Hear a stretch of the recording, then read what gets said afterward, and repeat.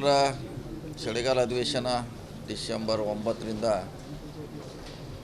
ನಡೆಯುವಂಥದ್ದಕ್ಕೆ ಪೂರ್ವಭಾವಿ ಸಭೆ ಮಾಡಿದ್ವಿ. ತಯಾರಿ ನೋಡಬೇಕು. ನಮ್ಮದು ಜಿಲ್ಲಾ ಉಸ್ತುವಾರಿ ಸಚಿವರಾಗಿ ಏನೇನು ತಯಾರಿ ಆಗಿದೆ, ಏನಾರ ನಮ್ಮಿಂದ ಅಡಿಷನಲ್ ಹೆಲ್ಪ್ ಬೇಕಾದ್ರೆ ಮಾಡಲಿಕ್ಕೆ ಮಾಡಿದ್ವಿ. ಈಗಾಗಲೇ ಡಿ ಸಿ ಅವ್ರ ನೇತೃತ್ವದಲ್ಲಿ ಸಂಪೂರ್ಣ ತಯಾರಿ ಆಗಿದೆ. ಸೊ ಅಂಥದ್ದು ಯಾವುದೇ ಬಾಕಿ ಅಂತ ಇಲ್ಲವೇ ಇಲ್ಲ. ಈಗ ಕಳೆದ 20 ವರ್ಷಗಳು ನಡೀತಾ ಇದೆ. ಹೀಗಾಗಿ ಹೆಚ್ಚು ಕಮ್ಮಿ ಪ್ರತಿ ವರ್ಷ ಏನು ಸಮಸ್ಯೆ ಇದ್ದರೆ ಸುಧಾರಣೆ ಮಾಡುವಂಥ ಪ್ರಯತ್ನ ಆಗ್ತಿದೆ. ಈ ಸಲ ಅಚ್ಚುಕಟ್ಟಾಗಿ ಆಗಬೇಕಂತ ಡಿ ಸಿ ಅವ್ರ ನೇತೃತ್ವದಲ್ಲಿ ಮಾಡ್ತಾಯಿದ್ದೀವಿ. ಹೆಚ್ಚು ಕಮ್ಮಿ ಎಲ್ಲ ಪೂರ್ಣ ತಯಾರಿ ಆಗಿದೆ. ಸರಿ, ಪ್ರತಿ ವರ್ಷ ಅಧಿವೇಶನಕ್ಕಿಂತ ಪ್ರತಿಭಟನೆಗಳೇ ಜಾಸ್ತಿ ಸದ್ದು ಮಾಡ್ತಾರೆ.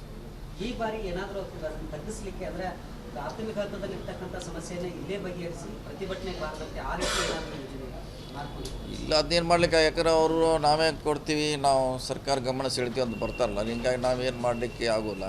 ಮತ್ತು ಅದು ಯಾವ ರೀತಿ ಇದೆ, ಹೇಗಿದೆ ಅಂತ ನಮ್ಗೆ ಗೊತ್ತಾಗೋಲ್ಲ ಅವ್ರ ಮುಂಚೆ. ಸೊ ಕನ್ಸರ್ನ್ ಮಂತ್ರಿ ಬಂದಾಗ ಅದಕ್ಕೆ ಅದ್ರದ್ದು ಎಷ್ಟು ಡೆಪ್ತ್ ಇದೆ, ಏನಿದೆ ಅವ್ರ ಡಿಮಾಂಡು ಗೊತ್ತಾಗ್ತದೆ.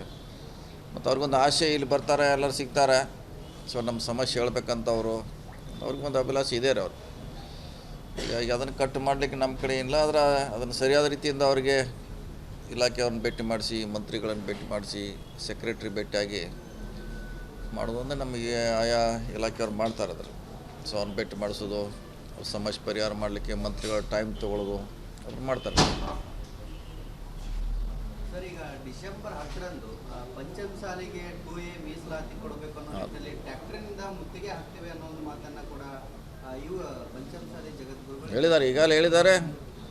ಅದು ಅದರಲ್ಲಿ ಪಾರ್ಟ್, ಯಾಕಂದರೆ ಎಲ್ಲರೂ ಮಾಡ್ತಿದ್ದಾರೆ. ಅದೇನು ಅದರಲ್ಲಿ ಅದು ಒಂದು ಎಲ್ಲವರಲ್ಲಿ ಮಾಡೋದ್ರಲ್ಲಿ ಅವರು ಒಂದು ಟೈಪ್ ಮಾಡ್ತಿದ್ದಾರೆ. ಅವರು ವಿನೂತನವಾಗಿ ಟ್ರ್ಯಾಕ್ಟರ್ ಮೂಲಕ ಬರ್ತೀವಿ ಅಂತ ಹೇಳಿದ್ದಾರೆ. ಬರ್ತಾರೆ, ಅವ್ರು ಸಂಬಂಧಪಟ್ಟ ಮುಖ್ಯಮಂತ್ರಿನೋ ಯಾರೋ ಅದಕ್ಕೆ ಅಧಿಕಾರಿಗಳನ್ನು ಭೇಟಿ ಆಗ್ತಾರೆ. ಸೊ ಅವರಿಂದ ಭರವಸೆ ನಂತರ ಹೋಗುವಂಥ ಒಂದು ವಾಡಿಕೆ ಅಷ್ಟೆ. ಸರ್, ಪ್ರತಿ ವರ್ಷ ಬೆಳಗಾವಿಯಲ್ಲಿ ಅಧಿವೇಶನ ಆಗುತ್ತೆ, ಆದರೂ ಉತ್ತರ ಕರ್ನಾಟಕದ ಸಮಸ್ಯೆಗಳಿಗೆ ಧ್ವನಿ ಆಗುವುದಿಲ್ಲ. ಬರೀ ಅದು ಪ್ರವಾಸದ ಕೇಂದ್ರವಾಗಿ ಮಾರ್ಪಟ್ಟಿದೆ ಅನ್ನೋ ಒಂದು ಮಾತು ಕೂಡ ಕೇಳಿ ಬರ್ತಾ ಇದೆ. ಇಲ್ಲ, ಮುಂಚೆ ಆಗಿತ್ತು, ಈಗ ಬರ್ತಾ ಈಗ ಅದಕ್ಕೆ ಸೀರಿಯಸ್ ಆಗಿ ಮಾಡ್ತಿದ್ದಾರೆ. ಮುಂಚೆ ನೀವು ಹೇಳ್ದಂಗೆ ಅದಕ್ಕೆ ಪ್ರಾಮುಖ್ಯತೆ ಇರಲಿಲ್ಲ. ಈಗ ಕಳೆದ 5-6 ವರ್ಷಗಳಿಂದ ಅದಕ್ಕೆ ಸೀರಿಯಸ್ನೆಸ್ ಬಂದಿದೆ, ಮಾಡ್ತಾರೆ. ಓಕೆ ಸರ್, ಕೊನೆಯದಾಗಿ ಬೆಳಗಾವಿಯಲ್ಲಿ ಈಚೆಗೆ ಏನು ಕಾನೂನು ಸುವ್ಯವಸ್ಥೆ ಹದಗೆಡ್ತಾ ಇದೆ ಅನ್ನುವಂಥ ಮಾತು ಕಳೆದ 1 ವಾರಗಳಲ್ಲಿ ಕೂಡ 4-5 ಪ್ರಕರಣಗಳು ಬೆಳಕಿಗೆ ಬಂದಿದೆ ಸರ್, ಬೆಳಗಾವಿ ಸಿಟಿ ಮತ್ತು ಬೆಳಗಾವಿ ಜಿಲ್ಲೆ. ಎಲ್ಲನೂ ಮಾಡ್ತಾರೆ ಪೊಲೀಸರು. ಅವ್ರ ಗಮನಕ್ಕೆ ಬಂದಾಗ ಮಾಡೇ ಮಾಡ್ತಾರೆ. ಇನ್ನು ಕೆಲವು ನಮ್ಗೆ ಗೊತ್ತಿಲ್ಲದೆ ದೂರ ಎಲ್ಲೋ ಆಗ್ತಾವೆ, ಅದೇನು ಮಾಡಲಿಕ್ಕೆ ಆಗೋಲ್ಲ. ಸೊ ಆದಷ್ಟು ಪ್ರಿವೆಂಟ್ ಮಾಡಲಿಕ್ಕೆ ಪ್ರಯತ್ನ ಮಾಡ್ತಿದ್ವಿ ಇಲಾಖೆ. ಸೊ ಹಂಗೆ ಆದಮೇಲೆ ಘಟನೆ ಆದಮೇಲೆ ಸೀರಿಯಸ್ ಆ್ಯಕ್ಷನ್ ತೊಗೊಂಡಾರೆ. ಭಾಳಷ್ಟು ಮೊನ್ನೆ ದರೋಡೆ ಆಗಿತ್ತು. ಮೊನ್ನೆಯವರ ವೆಹಿಕಲ್ ಮರ್ಡ್ರ್ ಮಾಡಿ ವೆಹಿಕಲ್ ಆಕ್ಸಿಡೆಂಟ್ ಅಂತ ತೋರಿಸಿದ್ರು. ಅದನ್ನೆಲ್ಲ ಪೊಲೀಸರು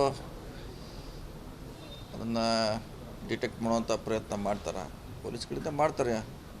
ಪ್ರತಿ ವರ್ಷ ಅಧಿವೇಶನದ ಸಂದರ್ಭದಲ್ಲಿ ಮಹಾಮೇಳವಾಗುತ್ತೆ. ಕಳೆದ ಬಾರಿ ಕೂಡ ಅದಕ್ಕೆ ಅವಕಾಶ ಸಿಕ್ಕಿರಲಿಲ್ಲ. ಈ ಬಾರಿ ಮತ್ತೆ ಅನುಮತಿ ಕೊಡ್ತಾರೆ ಅಥವಾ ಅನುಮತಿ ಯಾವಾಗ ನಾವು ಕೊಟ್ಟಿಲ್ಲ, ಅವಾಗ ಕೊಟ್ಟಿಲ್ಲ.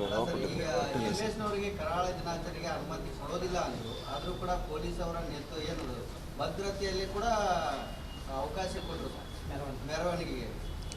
ಮೆರವಣಿಗೆ ಏನು ಮಾಡಿಲ್ಲ, ಒಂದು ಕಡೆ ಎಲ್ಲ ಕೂತು ಪ್ರತಿಭಟನೆ ಅವ್ರ ಭಾಷೆನ ಅವ್ರು ತಮ್ಮ ಸೀಮಿತವಾಗಿ ಮಾಡ್ತಾರೆ. ಆದರೂ ನಾವು ಪೊಲೀಸ್ ಅಂತ ಅವ್ರ ಮ್ಯಾಗೆ ಕೇಸ್ ಹಾಕಿದ್ದೀವಿ, ಹಾಕಿಲ್ಲ ಅಂತ ಏನಾದ್ರು ಹಾಕ್ತೀವಿ.